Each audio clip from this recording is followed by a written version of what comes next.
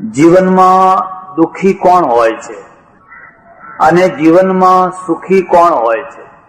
જરા વાતને ધ્યાનથી સાંભળજો. જેનું જીવન ભરેલું હોય છે એ સુખી હોય છે, અને જેના જીવનમાં ખાલીપણું હોય છે એ દુઃખી હોય છે. જીવનને ભરવું અને જીવનમાં ખાલીપણું હોવું એના ચાર ક્ષેત્રો છે. જીવન શાથી ભરાય છે, જીવન શાથી ખાલી થાય છે, એના ચાર ક્ષેત્રો છે. જીવનની જે સ્થૂળ ભરવાનું જે કેન્દ્ર છે એ પેટ છે. માણસનું પેટ ભરેલું છે, પણ એટલું પેટ ભરવાથી કઈ જીવન મળી નથી જતું. કોઈ વિધવા થાય, કોઈ ત્યક્તા થાય, કોઈ વિધુર થાય. તમે એમ માનો કે એને 2 વીઘા જમીન આપો, એક ઓયડી આપો, બસ ખાય પીવે મજા કરે. પેટ ભરાવાથી જીવન ભરાઈ નથી જતું. જીવન બીજી ઘણી વસ્તુઓ માગે છે, પણ શરૂઆત પેટથી થાય છે. પહેલા ભરવાની વસ્તુ પેટ છે, પછી બીજી જે વસ્તુ એના ઉપર જે ભરવાની છે એ તિજોરી છે. તમારી તિજોરી ભરાયેલી છે, તમારું પાકેટ ભરાયેલું રહે છે, તમારું ગજવું ભરાયેલું રહે છે, કે જ્યારે જુઓ ત્યારે ખાલી ને ખાલી રહે છે. ત્રીજી વસ્તુ હૃદય છે. માનો કે તમારું પેટ ભરાયું, તમારું ગજવું ભરાયું. જોકે ગજવા ભરવાનો આજકાલ બીજો પણ અર્થ થાય છે, બીજો અર્થ થાય છે.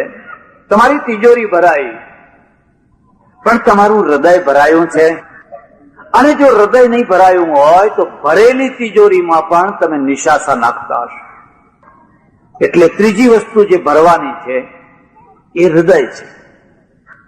અને ચોથી અને છેલ્લી અને સૌથી મહત્વની ભરવાની વસ્તુ એ મસ્તિષ્ક છે. તમારું મગજ ભરેલું છે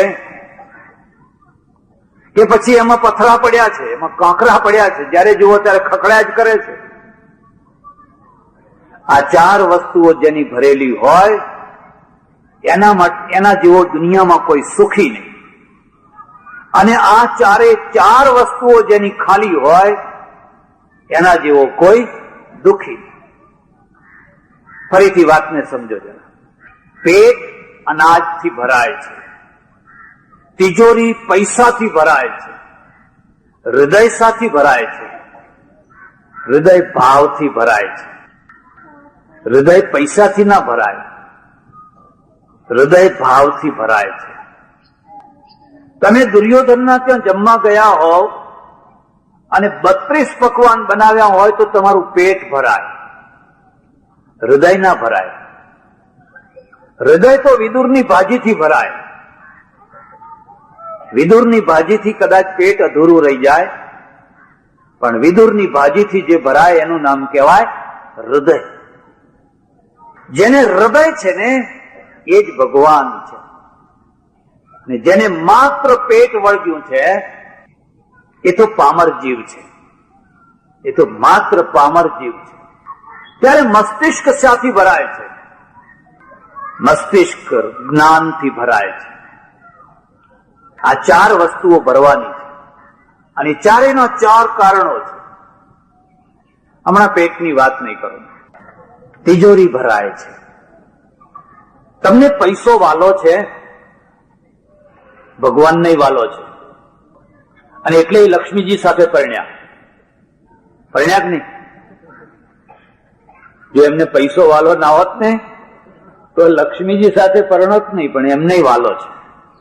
વાલો છે એટલો જ નહીં, એકાધિકાર કરીને બેસી ગયા કે લક્ષ્મી તારે મારે ત્યાં જ રહેવાનું. આ એક ખોટી માન્યતા છે. આપણે ત્યાં 2 પ્રકારની વિચારધારા, 2 પ્રકારની. એક સંસારનો સ્વીકાર કરનારી સકારાત્મક ધારા, વૈદિક ધારા છે. એક નકારાત્મક ધારા. એનો અસ્વીકાર કરો, એનો ત્યાગ કરો, એને લાત મારો. આ 2 ધારાઓને સમજ.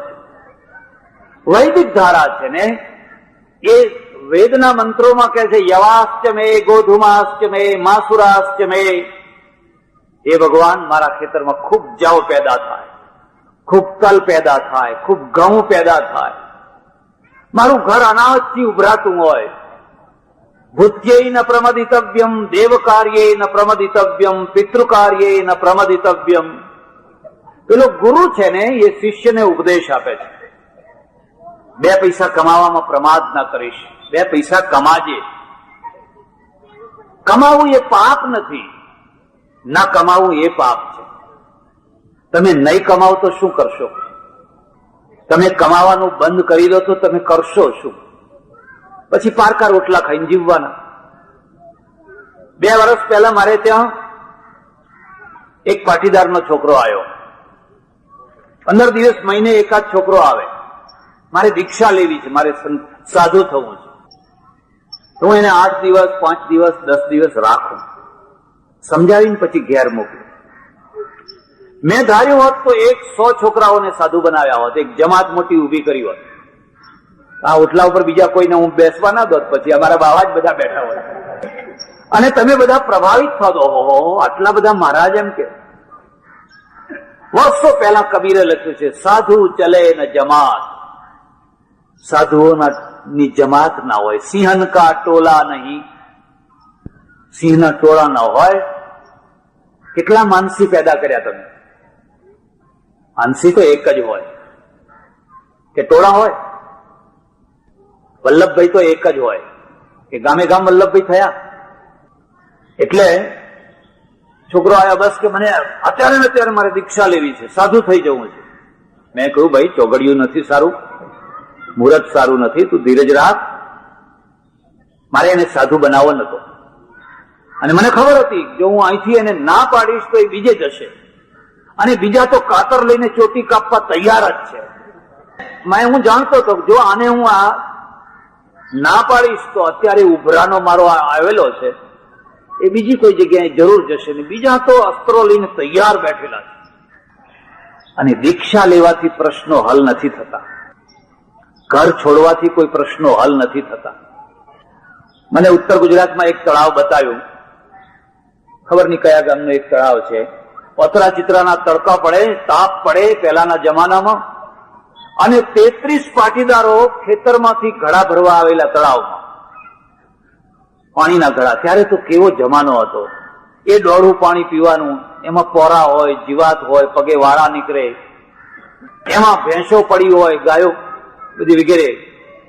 અને 33 લોકોએ એકબીજાના ચહેરા સામે જોયું અને કહ્યું, આ તે કઈ જિંદગી છે? મહેનત કરી કરી કરી કરી મરી જઈએ અને પેટ ભરીને રોટલો ન મળે, એના કરતા પેલા મઠવાળા મહારાજ જો ને લે લાલ ઘૂમ થયા છે ને રોજ લાડવા, ગાદી ઉપર બેસવાનું રોજ લાડવા, હેડો ને એના કરતા બાવા થઈ જઈએ.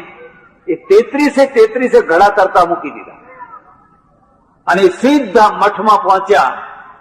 મઠના એક બહુ મોટા મહાન બેઠેલા ગાદી ઉપર, અને આ 33 ને જોઈને, બાપજી કે દીક્ષા લેવી છે? એમ કે અચ્છા અચ્છા અચ્છા, તમારી 71 પેઢી તરી જશે. એમ કે તો બહુ દુર્લભ મનુષ્યનો દેહ છે. એમ કરીને 33 ને દીક્ષા આપી. 2 દિવસ થયા, 3 દિવસ થયા, 4 દિવસ થયા. પછી મહારાજે પૂછ્યું, अच्छा बेटा ये बताओ तुम्हारे घर में तुम क्या काम करते थे? महाराज खेती करता था. एम अच्छा खेती करते थे?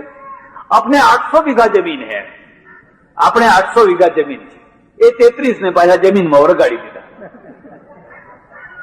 એનું એ હળ ને એના એ બળદ ને એકબીજાના ચહેરા જુએ કે આના કરતા તો ઘરનું 10 વીઘા ખેડવું શું ખોટું હતું, આ 800 વીઘા ખેડવાનું થયું. અહીંયા આવીને જમીન તો છૂટી નહીં. તમે એમ ના સમજ, જીવન ભાગવામાં નથી, પલાયનવાદમાં જીવન નથી. જીવન તો પડકારમાં છે. તમે કેટલો પડકાર આપી શકો છો, કેટલો પડકાર સહન કરી શકો છો, એમાં જીવન. પેલો છોકરો 8 દિવસ રહ્યો.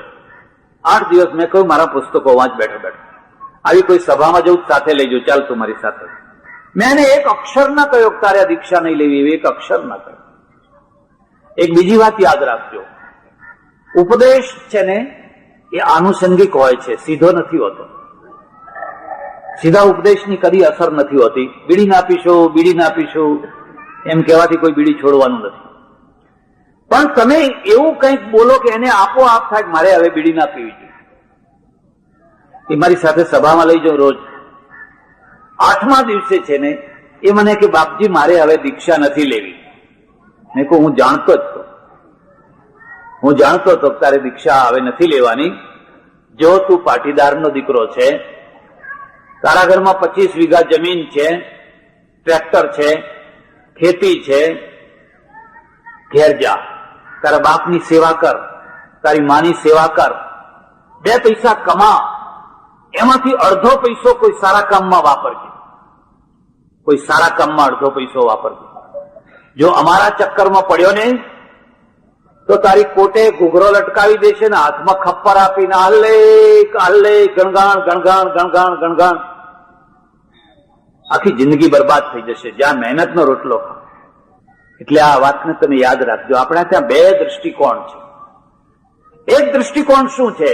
2 પૈસા કમાઓ, નહીં કમાઓ તો લાચાર થઈને જીવન જીવવું પડશે. પૈસો હાથનો મેલ છે એ તો કહેવા બરાબર છે, પણ 2 પૈસા કમાઈ જાણો. અને કમાઈ જાણો એટલું નહીં, આ ગામમાં જયારે હાઈસ્કૂલ થતી હોય, આ ગામમાં જયારે પુસ્તકાલય બંધાતું હોય, જયારે પરબ બંધાવાની હોય, અડધો પૈસો વાપરો એમાં તમારા પિતાના નામે, તમારી માતાના નામે. તો એ પૈસો તમને ડૂબાડનારો નહીં થાય, એ પૈસો તમને તારનારો થશે. એટલે વૈદિક પીરિયડ છે એમાં શું કહે છે? ભૂત્યૈ ન પ્રમદિતવ્યમ. તું 2 પૈસા કમાજે, તારા પગ ઉપર ઉભો રહેજે. અને પોતાના રોટલાની ખુમારી જેવી બીજી કોઈ ખુમારી નથી, અને પારકા રોટલા જેવી હોશિયાર બીજી કોઈ હોશિયાર નથી. ભગવાન કૃષ્ણ છે ને, એ કૃષ્ણ જયારે વેષ્ટિ કરવા માટે મહાભારતમાં ગયા, દુર્યોધનના ત્યાં, વિદુરના ત્યાં ઉતર્યા અને વિદુરના ત્યાં જમ્યા. વિદુરાની ગાડી થઈ ગઈ, ભાવ વિભોર થઈ. મારે ઘેર ભગવાન આયા, મારે ઘેર ભગવાન આયા, મારે ઘેર ભગવાન આયા. એને ભાન નથી કે હું કેળું ખવડાવું છું, છોતરા ખવડાવું છું. અને જેને ભાન છે ને એ છોતરા ખાય છે. એ જાણે છે કે મને છોતરું ખવડાવે છે, પણ મારે એનો ભાવ તોડવો નથી, કારણ કે છોતરામાં ભાવ છે. જયારે વિદુરના ત્યાં ગયા વેષ્ટિ કરવા, નહીં દુર્યોધનના ત્યાં, ત્યારે દુર્યોધને મેણું મારેલું, ભીષ્મ દ્રોણો પરિત્યજ્ય મામ ચૈવ મધુસૂદન કિમર્થમ પુંડરીકાક્ષ કૃતમ વૃષલગેહ ભોજન. હે મધુસૂદન, મારું ઘર છોડ્યું તમે, દુર્યોધનનું, ભીષ્મનું ઘર છોડ્યું. મારે ત્યાં નતું ઉતરવું તો ભીષ્મના ત્યાં ઉતરવું હતું, પણ તમે એક શુદ્રના ઘેર જઈને ઉતર્યા. વિદુર શુદ્ર છે, તમને શરમ નથી આવતી? આટલા ઊંચા કુળના થઈ અને આવા હલકા કુળમાં જઈને તમે ઉતર્યા. દુર્યોધને આવું મેણું મારેલું. એ વખતે કૃષ્ણે જે જવાબ આપ્યો છે ને, બહુ યાદ રાખવા જેવો છે. ન શુદ્રા ભગવત ભક્તા. હે અર્જુન, જે ભગવાન ઉપર પ્રેમ રાખે છે ને એ કદી શુદ્ર હોય જ. ચાંત્યજા બ્રાહ્મણા સ્મૃતા. એ અંત્ય જ હોય તો મારા માટે એ બ્રાહ્મણ છે. સર્વ વર્ણેષુ તે શુદ્રા એ ભક્તા જનાર્દને. બધા જ વર્ણોમાં શુદ્ર તો એ છે જે ભગવાનમાં પ્રેમ નથી રાખતા. અને દુર્યોધન પારકે ઘેર ભાણું 2 રીતે મંડાય. એક તો પ્રેમ હોય, એકબીજાને પ્રેમ હોય તો માગીને રોટલો ખાવાનો, જઈને કહેવાનું લાવો અડધી થાળીમાંથી ખાવાનું, કારણ કે પ્રેમ છે. અથવા પછી ભૂંડી દશા આવી હોય, એવી ભૂંડી દશા આવી હોય કે નીચું ઘાલીને ખાધા વિના છૂટકો ના હોય, પેટ ભરાતું નથી. દુર્યોધન, આ 2 માંથી મારે ને તારે એકે નથી. મારે ને તારે પ્રેમ નથી, મારે ને વિદુરને પ્રેમ છે. એટલે હું વગર બોલાવે એના ઘેર ગયો હતો અને ભાજી ખાધી હતી. એમ મારી એવી ભૂંડી દશા નથી કે હું નીચું મોઢું ગાલીને તારે ત્યાં કોળિયા ખાઈ લઉં, એવી મારી ભૂંડી દશા નથી. જેને સ્વમાન જોઈતું હોય, જેને ખુમારી જોઈતી હોય, એને આ પહેલી વાત યાદ રાખવા. એટલે પેલા વૈદિક પીરિયડમાં કહે છે 2 પૈસા કમાજે. औरत का मर्द मर्द और मर्द का मर्द पैसा. સ્ત્રીનો મર્દ કોણ છે? એનો પતિ. અને પતિનો પતિ કોણ છે? પૈસો. और पैसा नहीं तो आदमी पैसे के तीन है. પણ એક પતિ પાસે જો પૈસો ના હોય તો એક પૈસાના ત્રણ જોઈએ એટલા ગણી લો, જથ્થા બંધ, તમારે જેટલા જોઈએ એટલા. એટલે આ બે ભાગને યાદ રાખજો. બે પૈસા કમાવા જ. તિજોરી એક ઉપલક્ષણ છે, પણ તમારા ઘરમાં પૈસો હોવો જોઈએ. તમારું ઘર દેવે ના ભડકતું હોય, ઉઘરાણી કરનારા રાત દિવસ તમારા ઘરમાં ઉઘરાણીયા આટા મારતા હોય, તમે સંતાતા ફરતા હોવ, ઘરમાં અંદર સૂતા હોવ, છોકરાને કહી દો જા કહી દે એના બાપા નથી, અને છોકરું બહાર આવીને કે મારા બાપાએ કહ્યું છે કહી દે મારા બાપા નથી. એ છોકરું એટલે છોકરું છે. આનાથી ભૂંડી દશા શું? પણ આવી ભૂંડી દશા કેમ આવી? કારણ કે તમને બે પૈસા કમાતા ના આવડ્યું. કારણ કે સમાજને બેઠો કરતા સમાજને ના આવડ્યું.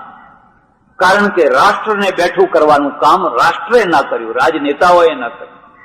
એટલે રાષ્ટ્ર કંગાળ બન્યું, એટલે સમાજ કંગાળ બન્યો, એટલે ગામ ભિખારી બન્યું. હું ઘણી વાર લોકોને કહું છું, બસ કરો, હવે યજ્ઞો નથી કરવા. તમે ઘણી કુંડીઓ કરી, ઓહો પાર વિના, ઘણી સપ્તાહો કરી, ઘણા પૈસા બગાડ્યા. તમારે યજ્ઞ જ કરવો હોય તો હું તમને યજ્ઞ બતાવું છું. 5 માણસોને રોજી આપજો, 5 માણસોને નોકરીએ વળગાડજો, 5 માણસને ધંધો આપજો. એ કાયમની આહુતિ તમારી. પેલો તો 2-3 દિવસમાં બધું પૂરું થઈ જશે. આખી જિંદગી એના બાળ બચ્ચા તમારી આહુતિ આરોપ છે. એમાંથી એક સમાજ બેઠો થશે. મારે ત્યાં એક બ્રહ્મભટ્ટ આવ્યા, બારોટ, પૈસાદાર સુખી માણસ. મને કે મારે શતચંડી કરવી છે અને તમારે આવવાનું છે. મેં કહું હું નહીં આવું, અમારે એક ચંડી જ ઘણી છે. કીધું તમે આ શતચંડીની વાત કરો છો? કોઈ સહસ્ત્ર ચંડી કરે, કોઈ શતચંડી કરે, આ એક ચંડી જ ઘણી છે. કીધું મને કે મહારાજ આવું કેમ બોલો છો? મેં કીધું જો હું આવું ને તો મને તો તું ગાદી ઉપર બેસાડવાનો, 25 રૂપિયા દક્ષિણામાં આપવાનો, મારી ધાર્મિકતાની એક છાપ ઉભી થવાની અને મારો જય જયકાર થવાનો, કઈ નુકસાન નહીં થવાનું.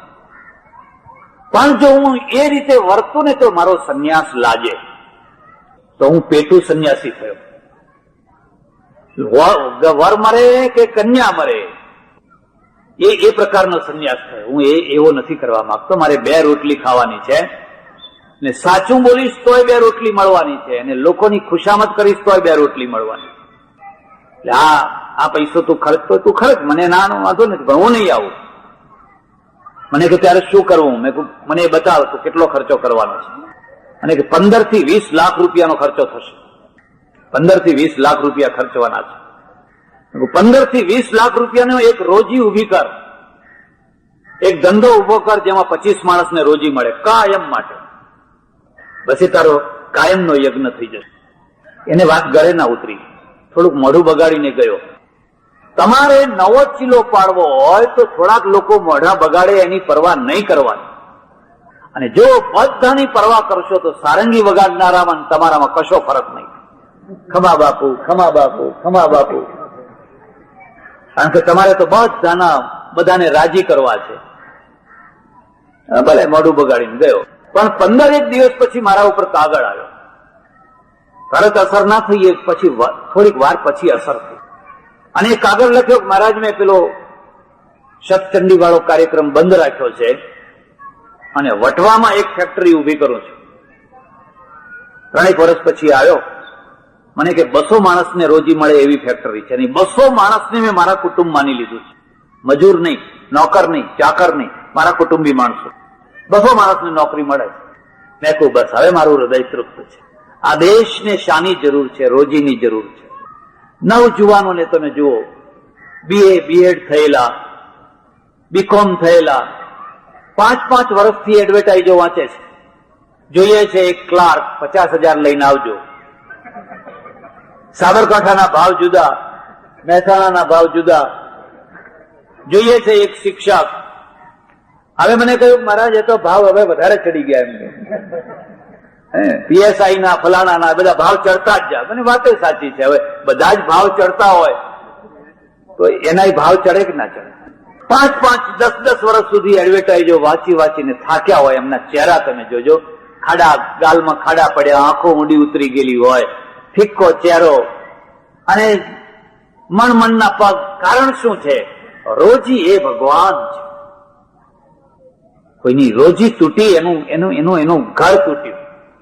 એટલે પેલો વૈદિક પીરિયડ ધરાતલ ઉપરનો છે. એ પ્રારબ્ધવાદી નથી. તમારા નસીબ પ્રમાણે મળશે, જંગલમાં જઈને બેસો મળશે. ઇઝરાયલને નસીબથી બધું મળ્યું, જાપાનને આ સમૃદ્ધિ મળી તો નસીબમાંથી મળી. ત્યાં તો જ્વાળામુખી પર્વતો છે, ધરતીકંપ છે. એ પુરુષાર્થવાદી છે. આ બધા વિમાનો ઉડ્યા, આટલા બધા મિસાઇલ ને આ બધું ઉડી રહ્યું છે, એ નસીબમાં લખેલું હતું? એ પ્રારબ્ધવાદ નથી, પુરુષાર્થવાદ છે. એટલે પહેલી વાત છે, તમે 2 પૈસા કમાવો, કમાવા જ જોઈએ. જયારે આ ગામમાં દૂધ મંડળી નથી ત્યારે શું દશા હતી? જયારે આ સાગર ડેરી નથી ત્યારે શું દશા હતી?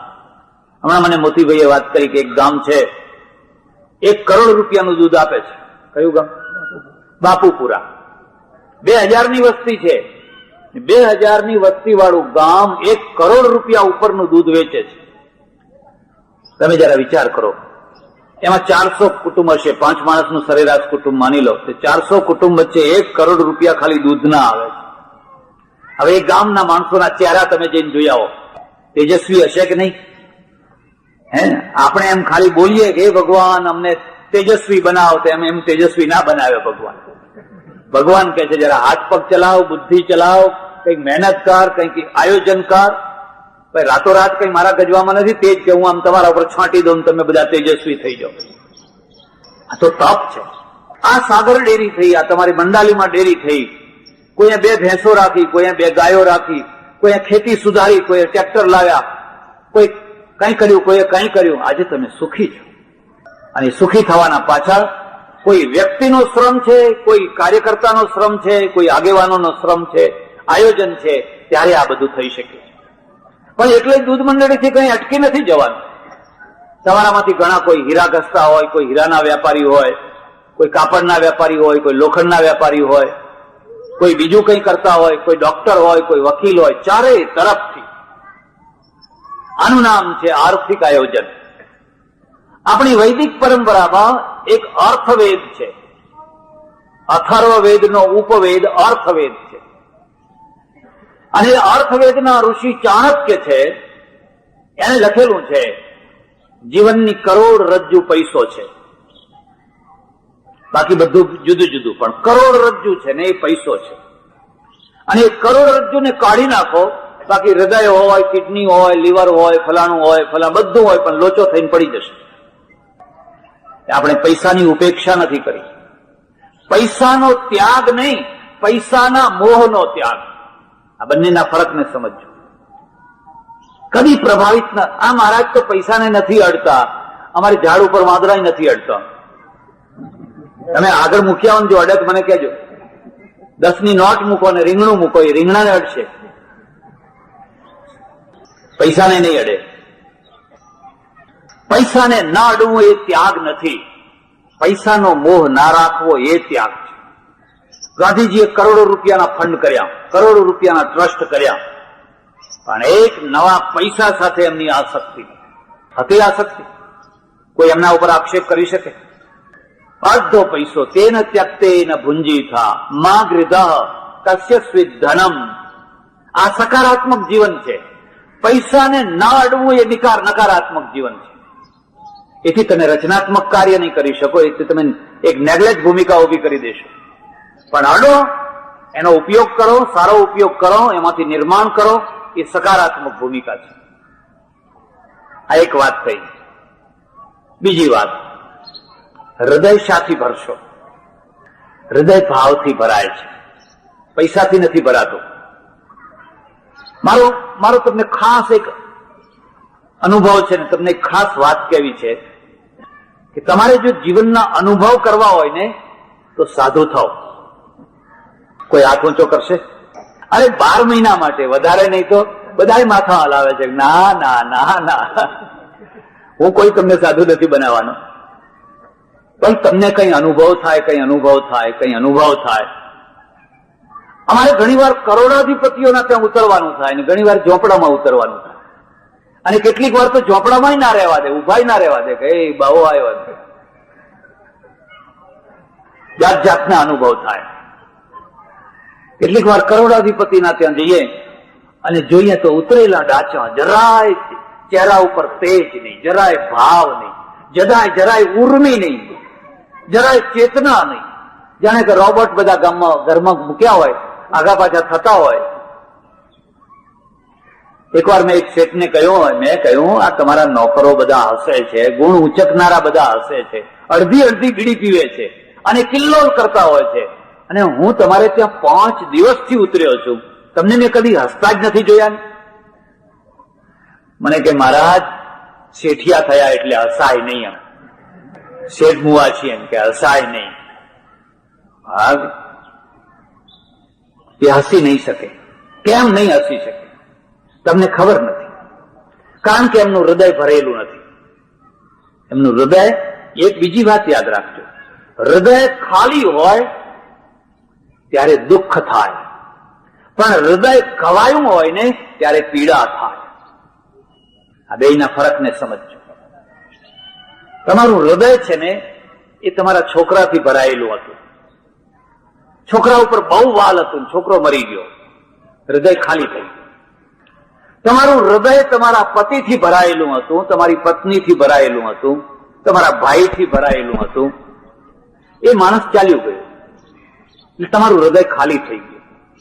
એ ખાલીપણાનું દુઃખ છે. પણ તમારા હૃદય ઉપર એક ઘા થયો, અને કોણે ઘા કર્યો? જે હૃદયમાં બેઠો તો એને ઘા કર્યો. બહારનો માણસ ઘા ના કરી શકે, જે અંદર બેઠું હોય એ જ ઘા કરે. અને એ ઘા એ પીડા છે. ભર્તુહરીના ઉપર એક ઘા થયો હતો, ખબર છે ને? ભર્તુહરીના ઉપર ઘા થયો હતો, અને એ ઘા જેને વાગ્યો હોય ને એ તો પીડાનો કોઈ પાર, એને રૂજ જ ના આવે. એ ઘા દૂજ્યા કરે, એમાંથી પરુ નીકળ્યા કરે, દુનિયાને ખબર ના પડે, કારણ કે ભગવાને હૃદય ઉપર ઘણા પડ ઢાંકી દીધા છે. આ ચામડીના ઘા દેખાય, પણ પેલા અંદરના ઘા હોય એને કોણ જોઈ શકે? કોઈ સંત જોઈ શકે જે પારદર્શી હોય, જે પારદર્શી હોય. બાકીના લોકોને કહે શું બંગલો છે, મોટર છે, શું દુઃખ છે ભાઈ? કહો હવે તમારું શું દુઃખ છે? તું જા અહીંથી. કોઈ દેશી મળે તો વાતું કીજીએ. એક લીલણભાઈ નું ભજન છે, કોઈ પૂરા રે મળે તો પડદા ખોલીએ, કોઈ પૂરા રે મળે તો પડદા, પેલા અધૂરિયાથી અળગા રહીએ, દૂર મારી બાયું રે, કોઈ દેશી રે મળે તો વાતું કીજીએ. દેશી એટલે કોણ? સંત. દેશી એટલે સંત, એક દેશના વાસી. આત્મા જે દેશનો છે ને એ દેશના બે એક વાસી. એટલે એક તો હૃદય ઘવાયેલું હોય. હું પ્રદેશમાં એક જગ્યાએ ઉતરેલો, શું તમને વાત કરું એ ભાઈની સમૃદ્ધિ જોઈને, એના દિવાનખાના રાજા મહારાજા જેવા, એની બધી ખુરશીઓ ને એના સોફા સેટ ને બધું જોઈએ ને. અને હું તમને એક બીજી વાત કહું છું, કોઈનું ઐશ્વર્ય જોઈને રાજી થજો, મન બાળશો નહીં હો. બાકી ઘણા તો બળી મરે એમને, આ કેવું બધું કર્યું છે, 2 નંબરના પૈસા હશે એટલે તારા ઘરમાં 4 નંબરના. એ બળાપો જ બળાપો. રાજી થજો, ભગવાન તારી લીલી વાળી રાખે, તને સુખી કરે. તો હું તો એનું ઐશ્વર્ય જોઈને ખૂબ ખુશ થઉં. રાત્રે પ્રવચન કરવા જઈએ અને એના ઘરમાં 5 તો ગાડીઓ, અને ગાડીઓ એટલે કેવી ગાડીઓ? આમ હાથણી જેવી હો. ફોરેનમાં એટલી સરસ સરસ ગાડીઓ હોય, આવડા જાડા તો બારણા હોય, આમ આગળ દબાવો એટલે કાચ ઊંચો થાય, આમ કરો એટલે કાચ નીચો. આમાં મચેડ નહીં કરવાનું. એટલી સરસ ગાડીઓ આમ ચાલતી હોય તો ખબર ના પડે. મનમાં વિચાર કરું કે હો કઈ ઐશ્વર્ય છે, કઈ સુખ છે આ માણસને. 15 દિવસ રહ્યો એના ઘરમાં. 11મા દિવસે જયારે રાત્રે 11 વાગે પ્રવચન કરીને આવ્યા, હું ને બે એકલા, રોજના નિયમ પ્રમાણે દિવાનખાનામાં 5 મિનિટ બેઠા, પછી હું મારા રૂમમાં જઉં, એ એના રૂમમાં જાય. હું ઉઠીને ચાલવાની તૈયારી કર્યો એટલે એને ફટ દઈને મારો હાથ પકડ્યો, અને જેમ નાનું બાળક રડે ને એમ ધ્રુસકે રડી પડી. મેં કહું કેમ કેમ કેમ આજ કઈ તમને બંધબેસતી વાત આવી ગઈ કથામાં કે શું થયું, કે કેમ રડો છો? મને કે મહારાજ, મારા જેવો દુનિયામાં કોઈ દુઃખી નથી. અલ્યા, હું તો તારું ઐશ્વર્ય જોઈ અને રોજ એમ કઉ છું કે હા હા કઈ સુખ છે, કઈ સુખ છે, અને તું કહે છે કોઈ દુઃખી નથી. અને આ 11 દિવસથી તમે જે કથા સંભળાવો છો ને, તો એ બધી રોજ મારી જ કથા છે. કોઈ બીજાની કથા નથી, પણ મારી જ કથા. મેં કહું, હું તો સામે બેઠા હોય એમની જ કથા કરું છું. જે મરી ગયા એમની કથા કરીને શું કરવાના હતા? રામ તો ગયા, હવે કૃષ્ણ ગયા, હવે એમની ક્યાં સુધી કથા કરે? જે સામે જે બેઠા છે એમની કથા કરો ને. પછી બહુ રડ્યો. જેમ બાળક છાનું રાય એમ છાના મેં છાનો રાખ્યો. કેટલાક માણસોને જોજો તમે, એમનો જે બાંધ હોય ને એ માટીનો હોય, પેલો ઢાળિયો હોય ને, 10 પાવડા માટી નાખો એટલે બંધાઈ જાય. તૂટે 2 પાવડા લાઈન નાખો એટલે પાછો બંધાઈ જાય. કેટલાકનું હૃદય છે ને એ માટીના બાંધ જેવું હોય. બહેનોને ખાસ રડતાની વાર નહીં, જરાક માટી નાખો પાછું હસવાનું શરૂ થઈ જાય. અહીંથી 1 પાવડો લાઈન નાખી દો, બસ બતાવે. કેટલાકના બાંધ છે ને એ ઈંટો ના હોય, એમને એમ કઈ બંધ ના થાય. એને ચણવું પડે, સુકાવા દેવું પડે, 2 દિવસ એને ઠરવા દેવું છે, પછી પાણી રોકી શકાય. અને કેટલાકના બાંધ છે ને એ સ્ટીલ ના હોય. સ્ટીલનો બાંધ તૂટે નહીં, પણ તૂટે તો એને કઈ 2 પાવડા નાખવાથી એને કઈ. મહાપુરુષ હોય ને, મહાપુરુષનો બાંધ સ્ટીલનો હોય, ગમે એવી વેદનાઓ પીડાઓને સહન કરી. પણ જો એ બાંધ તૂટ્યો ને, પછી તમારી તાકાત નહીં તમે એને 2 પાવડા નાખીને એને બંધ કરી શકો. ખૂબ રડ્યો. મેં કહું, હવે આને રડવા દો, આનું અંદરનું હોય બધું નીકળવા દો, આનું હૃદય હળવું થવા દો. ધ્રુસકે ને ધ્રુસકે જયારે રડી રહ્યો, પછી એને જે મને વાત કરીને એ વાત અહીં ના કરી શકાય એવી વાત એને મને કરી. મને કે બાપજી, મારી પાસે કરોડો રૂપિયા છે. મેં કોઈ ફેક્ટરીમાં કઈ નુકસાન આવ્યું હશે? ના, ફેક્ટરી સારી ચાલે છે, કશું નુકસાન નથી. ત્યારે તને દુઃખ શું છે?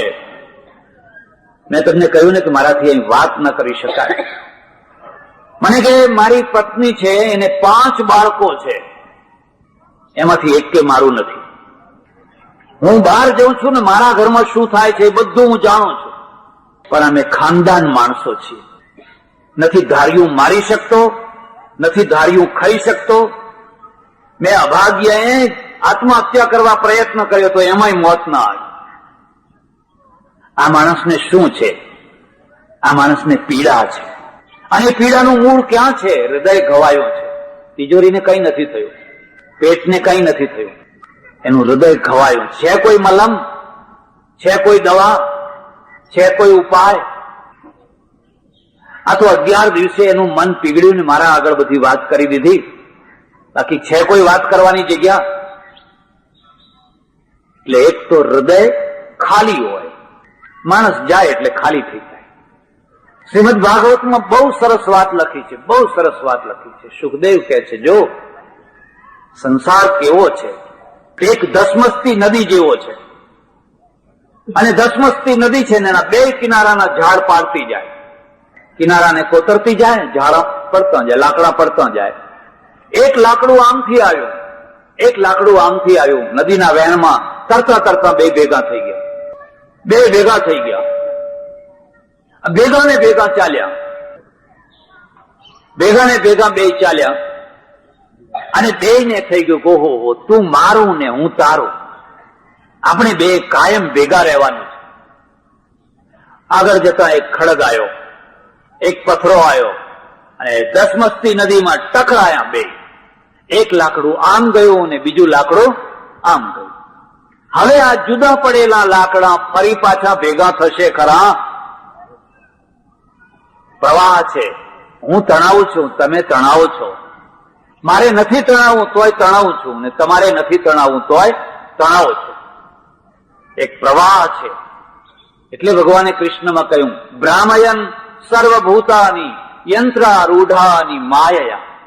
અર્જુન આ એક ચકડોળ છે, અને ચકડોળમાં બધા ચકર ચકર ચકર ચકર ફરી રહ્યા છે.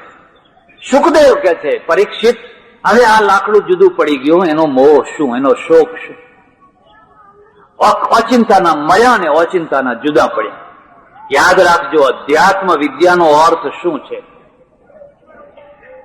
અધ્યાત્મ વિદ્યાનો અર્થ કંકુ કાઢવો નથી કે હું તમને આમ કંકુ કાઢી આપું, નાળિયેરમાંથી ચૂંદડી કાઢી આપું, સાકરનું પડીકું કાઢી. એ તો કે લાલના ખેલ એના કરતા બહુ જબરા છે. તમારે જો એ ખેલ જ જોવા હોય ને તો આ જાદુગરો ખેલ બતાવે એ ખેલ તમે જઈને જોજો. એ છોકરી કાપી નાખે છે, કઈનું કઈ કરી નાખે છે, પાછું છોકરી મૂકે છે ને એ ખોખામાંથી પાછો સિંહ કાઢે છે. છોકરી સિંહ થઈ ગઈ, શું થયું? એ સારું છે બિચારો જાદુગર છે. જો એને ભગવાન કપડા પહેર્યા હોત ને તો આ તો ભગવાન આયા, ભગવાન થઈને પૂજા. અધ્યાત્મ વિદ્યાનો અર્થ ચમત્કાર નથી. ચમત્કારના પાછળ ઘેલા ના થશો, એ તો તમને છેતરનારા લોકો છે.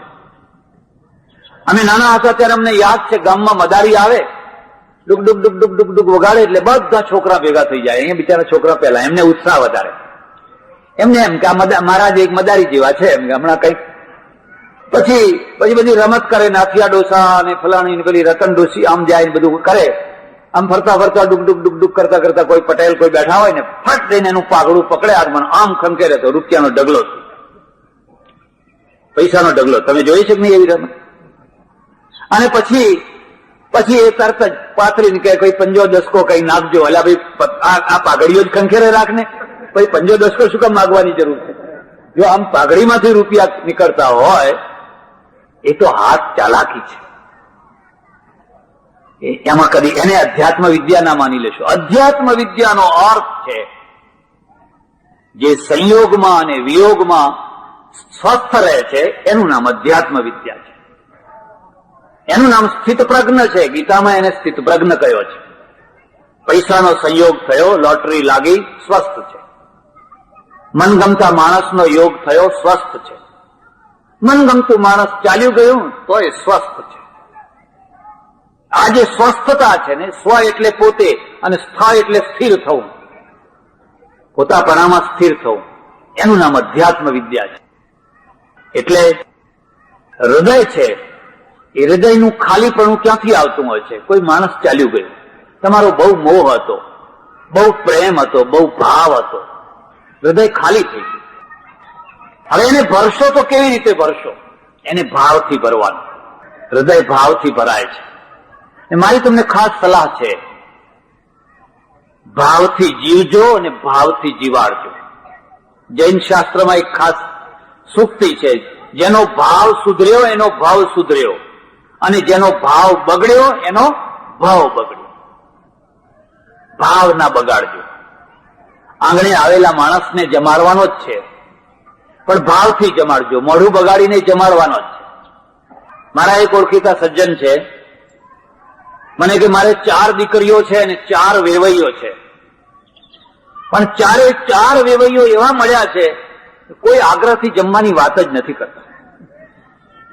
એક જમાઈ તો એવો છે કે એના ત્યાં જો આપણે ગયા હોઈએ તો તરત જ એસટી ના લિસ્ટ તમને સંભળાવે. હમણાં 9 વાગે એક એસટી જાય છે, પછી 9:30 જાય છે, પછી 10 જાય છે, 11 જાય છે, અને 11 પછી તો છે પણ પછી તડકો થઈ જાય, પછી તમારું મોડું થઈ જાય ને તમે દુઃખી થો. અલ્યા ભાઈ, તું અમારા તડકાની ચિંતા ના કર, પણ એ એસટી ના ટાઈમ જ બતાવ્યા કરે છે. એક બીજા વેવાઈ એવા છે કે તમે જમવા બેસો ને એ જ ટાઈમે તમને સંભળાવે કે આ દૂધી અત્યારે આટલી મોંઘી થઈ ગઈ, આ તેલના ડબ્બો અત્યારે આટલો. અલ્યા ભાઈ, હવે જમવા દે ને ભાઈ. અત્યારે તો જમતી વખતે દૂધીનો ભાવ ને તેલના ડબ્બાના ભાવ ને બધું સંભળાવે છે. એ જયારે જુઓ ત્યારે જમવા બેસો એટલે મોંઘવારીની વાત કેમ કરવું, એમ કે અત્યારે આટલું મોંઘું થઈ ગયું છે. એક ત્રીજો વેવાઈ છે, એ જયારે જયારે જમવા બેસી એટલે અલ્પાહારના ફાયદા બતાવે છે કે અડધું ખાધું હોય તો કેટલો ફાયદો થાય, 2 રોટલી ઓછી ખાધી હોય તો કેટલો ફાયદો થાય, આમ, અને વધારે ખાધું હોય તો કેટલું નુકસાન થાય ને આવું બધું એ અલ્પાહારની જ બધી વાતો કરે છે. ભાઈ, આ ટાઈમે અલ્પાહારનું પ્રવચન રવા દે. તું વેવાઈ છે ને આગ્રહ કરીને 2 રોટલી વધારે જમાડ, પણ ના, એ અલ્પાહારની જ બધી વાતો કરે છે. એટલે હું તમને ખાસ વાત કહું છું, કોઈને વેવાઈ બનાવવા હોય તો વેવાઈ બનાવતા પહેલા વગર કહે 5 વાર એના ત્યાં જમી આવજો, પછી વેવાઈ બનાવજો. વહેલા મોડા, આગળ પાછળ, ટાઈમ 2 ટાઈમ જઈ અને 5 વાર છે ને, આ ઇન્ટરવ્યુ છે, આ હું તમને ઇન્ટરવ્યુ કળા શીખવાડું છું. જો આ ઇન્ટરવ્યુ તમને બરાબર આવડે ને તો પછી પસ્તાવું નહીં પડે. એટલે ભાવથી ભરવાનું હોય. હૃદય છે એ તો ભાવથી ભરવાનો છે, અને જેનો ભાવ મરી ગયો એનો ભાવ મરી ગયો. એટલે ભાવ રાખજો. અને ભાવ છે ને એ ક્યારે શોભે? ગરીબાઈમાં શોભે. સુદામાને પ્રેમ છે કૃષ્ણ ઉપર, પણ હવે કૃષ્ણ તો દ્વારકાના રાજા થઈ ગયા છે અને સુદામા બિચારો સુદામા રહી ગયો. તમારે સુદામા થવું છે? સમાજને સુદામા ના બનાવાય. એક વ્યક્તિ સુદામા થાય, આખા ગામને સુદામા બનાવાય? અરે સુદામાના ઘરની સ્ત્રી હતી ને એ પોતે જ એના પક્ષમાં નથી કે તમે તો મારું જીવન બરબાદ કરી નાખ્યું. મારા બાપે મને કુવામાં નાખ્યું હોત ને તોય સારું હતું. નથી પહેરવાને સાડી, નથી છોકરાને કંઈક ખવડાવવાનું, અને તમે અને આવડો મોટો તમારો ભાઈબંધ છે, મિત્ર છે, કૃષ્ણ રાજા છે, ને છતાંય તમે આવા ભિખારી છો. અને ત્યારે સુદામા એક કે મારો ભાઈબંધ છે, સોનાની દ્વારકાનો માલિક છે, પણ મેં ભાઈબંધ કઈ પૈસા કમાવા માટે ભાઈબંધ નથી કર્યો. આપણી વાત જુદી છે. આપણે છે ને ગામમાં ઇન્સ્પેક્ટર આવ્યો હોય ઇન્કમ ટેક્સ નો, એટલે એને પહેલા જ જમવા બોલાવવાનું, ખૂબ પ્રેમથી જમાડવાનું, વેવાઈને ના જમાડો એવું. કયો ભાવ છે કે આ સાહેબ કઈ કામમાં આવે એવા છે, એનો કસ કાઢવાનો છે. એટલે પહેલેથી ભૂમિકા તૈયાર કરે છે. આ ભાઈબંધ નથી, હું માગીશ નહીં, પણ તમે જાઓ તો ખરા. બહુ ધક્કા મારીને જયારે કાઢ્યા ને ત્યારે સુદામાએ કહ્યું જો જઈશ કરો, લેવા નહીં જઉં, આપવા જઈશ. હું માગવા નહીં જઉં, આપવા જઈશ. પણ મારા ઘરમાં આપવા જેવું છે શું? તમારા ઘરમાં જે હોય તે, અને આટલા મુઠ્ઠી તાંદળા. અને જયારે કૃષ્ણને ખબર પડી કે મારા આંગણે એક સુદામા દોડ્યા, એકદમ સોનાના સિંહાસન ઉપરથી ખેસ પડી ગયો. રાણીઓએ વિચાર કર્યો, રૂક્ષ્મણી અરે રે આવું કોઈ દિવસ દોડ્યા નતા. એ કોણ દોડાવનાર હતું? ભાવ હતો. ભાવ હતો. પેલો ગરીબ માણસ છે પણ એનું હૃદય ભાવથી ભરેલું છે. અને પછી લાવીને એને સિંહાસન. હા ભાઈ મિત્ર, આપણે એક સાથે હતા, લાકડા ફાળવા જતા, સુખ દુઃખ આપણે સાથે વેઠેલા, એના પગ ધોવે છે, પણ તું મારા માટે કઈ લાયો? હવે પેલો સંતાડે છે કે આ દ્વારકામાં, આ સોનાની દ્વારકામાં આ તાંદડા અપાય ક્યાંથી? આ તાંદડા કેવી રીતે આપવા? અને પોટકી ખેંચી લીધી. એક પછી એક મુઠ્ઠી ભરીને ત્યારે રૂક્ષ્મણી મોઢું ચડાવીને ઉભી છે. આ શું થયું અમને જુઓ તો ખરા, આવા તાંદડા તો ખવાતા હશે. ને ત્રીજી મુઠ્ઠીએ હાથ પકડી, બસ કરો હવે, બસ કરો. શું છે? આ ભાવ છે. અને છતાંય સુદામાએ એમ ના કહ્યું કે મારી દશા ગરીબ છે માટે તું મને કંઈક આપ. એક મિત્ર માગે અને બીજો મિત્ર આપે તો એ મિત્ર મૈત્રીને ધિક્કાર છે. એક મિત્રને ખબર પડે કે મારા મિત્રના ઘરમાં કશું નથી, અને એને માગ્યા પહેલા એના ઘરમાં એ વસ્તુ પહોંચી જાય તો એનું નામ મૈત્રી. દીકરીનો પ્રસંગ છે ને જાણે છે કે એના ઘરમાં સ્થિતિ નથી, લે 5,000 મળે તો આપજે, નહીં તો તારી દીકરી એ મારી દીકરી છે.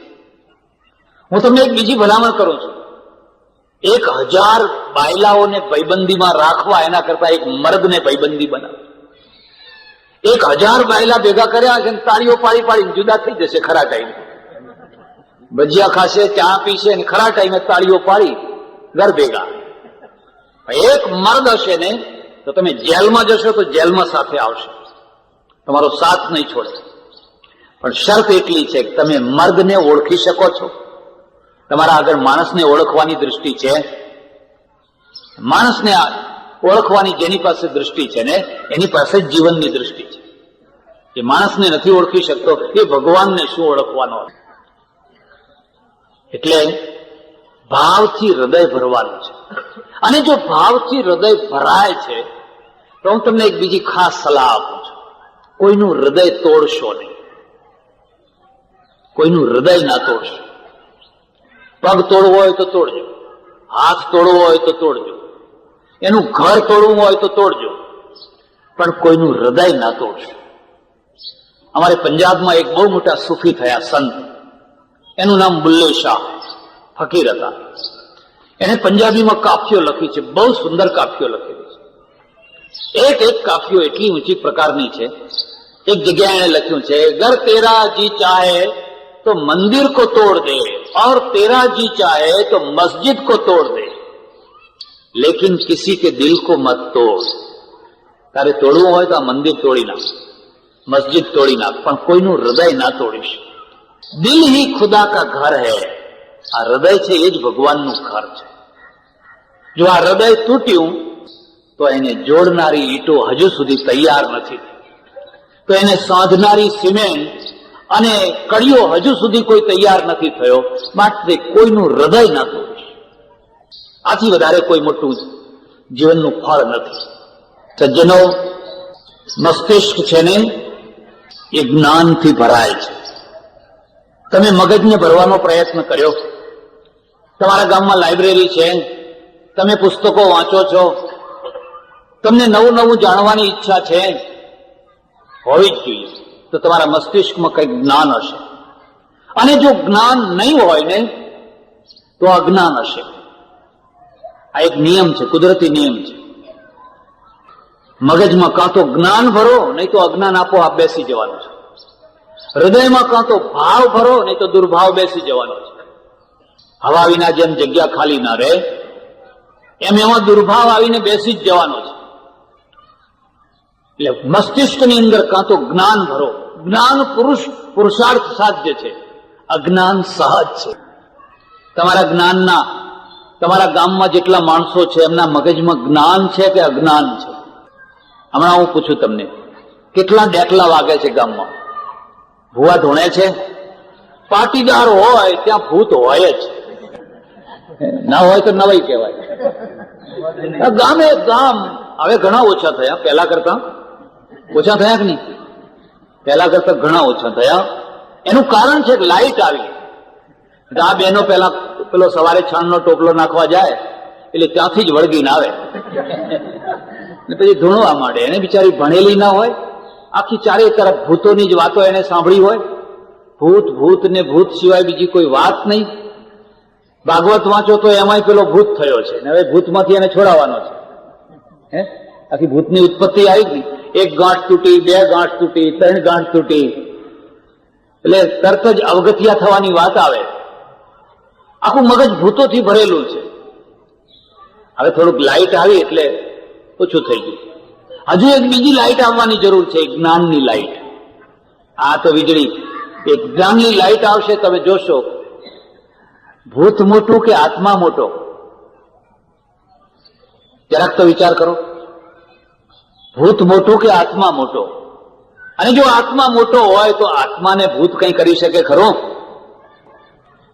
હું જ્યાં આશ્રમમાં રહું દંતાલીમાં, ત્યાં ભૂત, મારા નસીબ એવા કે જ્યાં જવું ત્યાં ભૂત વાળું જ ઘર મળે. એક જગ્યાએ ભૂત જ રહે. હું આશ્રમમાં રહું ત્યાં ભૂત રહે, મને ખબર નહીં, પછી ખબર પડી.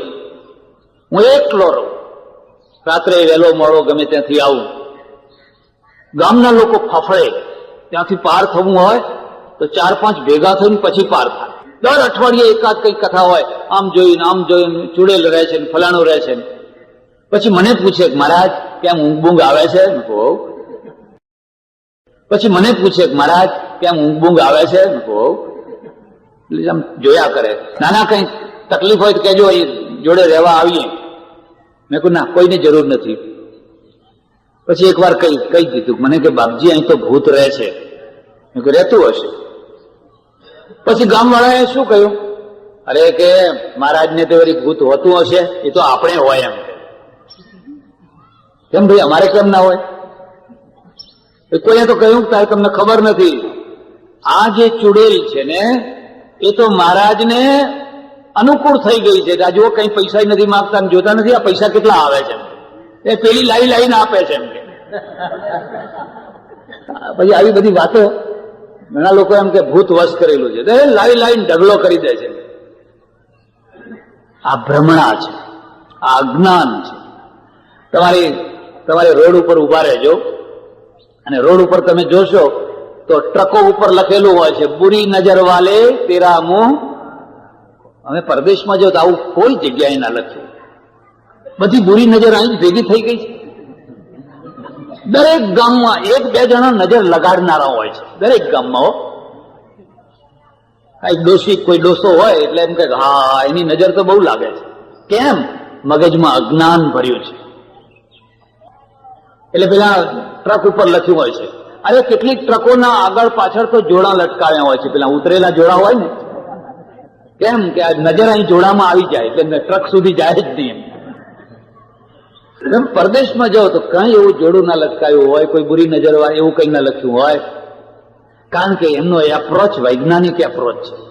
આપણો એપ્રોચ અંધશ્રદ્ધાનો એપ્રોચ છે. અને અંધશ્રદ્ધાને ધર્મને મેળ જ નથી. અંધશ્રદ્ધાના કારણે ધર્મ નથી આવતો. હમણાં મારા એક ઓળખીતા ડોક્ટર હતા, અમેરિકામાં રહે. એમને એક્સિડન્ટ થયો. મર્સિડીઝમાં બેઠેલા, સામેથી સ્પોર્ટ કાર આવે, 160 માઇલની બેની સ્પીડ ભેગી થઈ, ટકરાઈ, ભુક્કા ઉડી જાય. 160 માઇલ કોને કહેવાય? પણ ડોક્ટર બચી ગયા. કેમ? પેલું જોડું લટકાવ્યું હતું એટલે ના, એટલે નહીં. મર્સિડીઝ જે જર્મની, અમારે સંન્યાસી થવું છે. હમણાં 1.5-2 વર્ષ ઉપર એક પટેલનો છોકરો આવેલો, એટલો તીવ્ર વૈરાગ્યથી આવેલો, અને કે આજ ને આજ સાધુ થઈ જવું છે. મેં કહું આજ ચોઘડિયું સારું નથી, મારે તેનો ટાઈમ પાસ કરાવો હતો. કારણ કે ઉભરામાં માણસ આવેલો છે, બાકી અમે ચોઘડિયું જોતા નથી. અને અમારે આશ્રમમાં જ્યારે પણ કોઈ પણ નવું કામ કરવાનું હોય, પ્રયત્નપૂર્વક કાળ ચોઘડિયામાં જ કરવાનું. પ્રયત્ન કરીને પણ કાળ ચોઘડિયું હોય ત્યારે જ કરવાનું.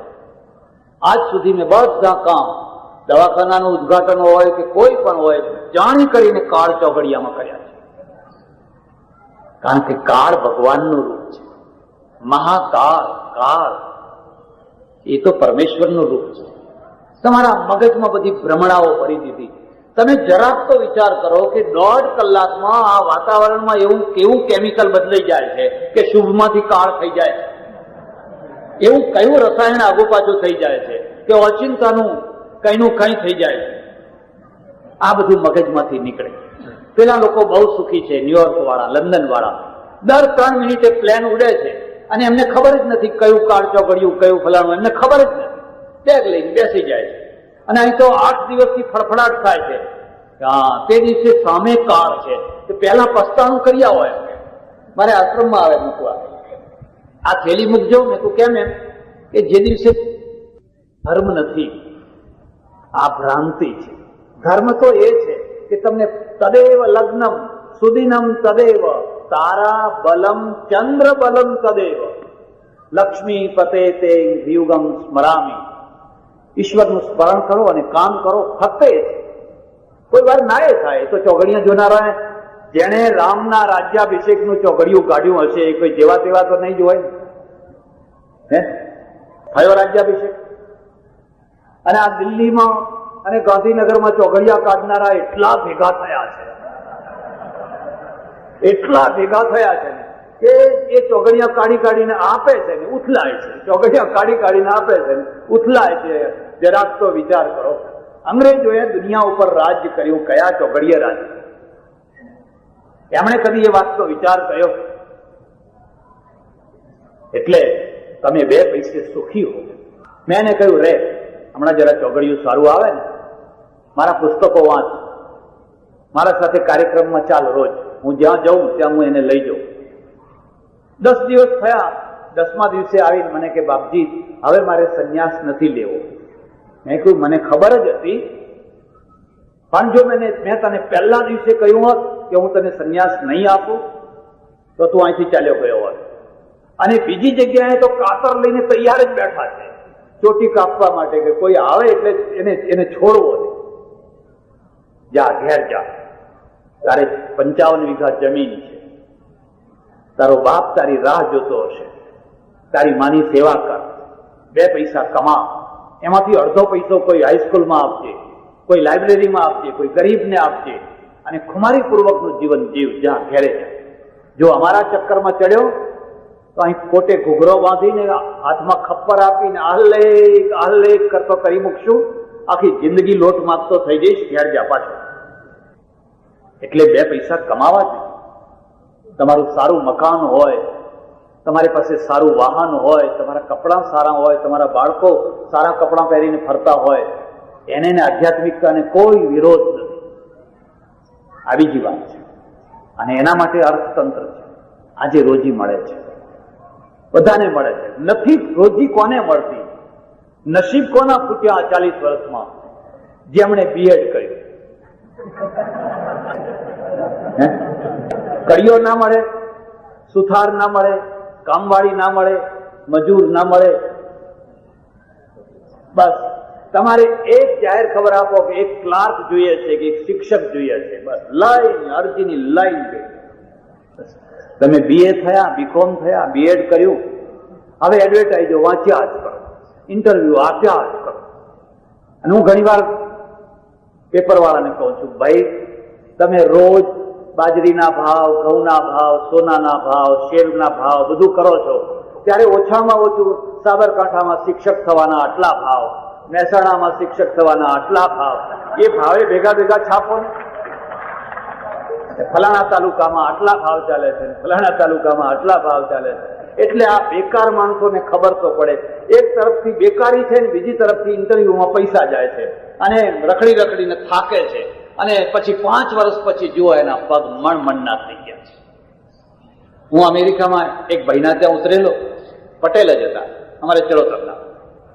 પછી મેં મારી બારી આમ બહાર પડે, મેં જોયું તો એક મોટો સાહેબ આવેલો, ટાઈ બાઈ બાંધેલી, હેડ ઊંચો પડો, કદાવર. મેં કહ્યું જાઓ જાઓ જાઓ, કોઈ સાહેબ આવ્યા છે મળવા. એટલે પેલા પટેલે બારણું ઉગાડી ભાઈને અંદર લીધા. મને કે ગુજરાતીમાં કે આ સાહેબ નથી. મેં કહ્યું સાહેબ નથી તો કોણ છે? મને કે આ કડીઓ છે. એટલે આ સોનાસણમાં જો આ કડીઓ આવ્યો હોય તો આખું સોનાસણ ગાડું થાય ને જોવા માટે. આવો કડીઓ છે? મને કે હા, આપણે પેલો વરંડો કરવાનો છે ને, તે વરંડો કરવા આવ્યો છે.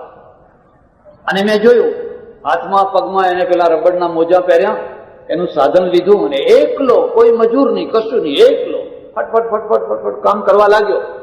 બરાબર 4 કલાક કામ કર્યું, ગાડીમાં બેસીને વિદાય થઈ ગયો.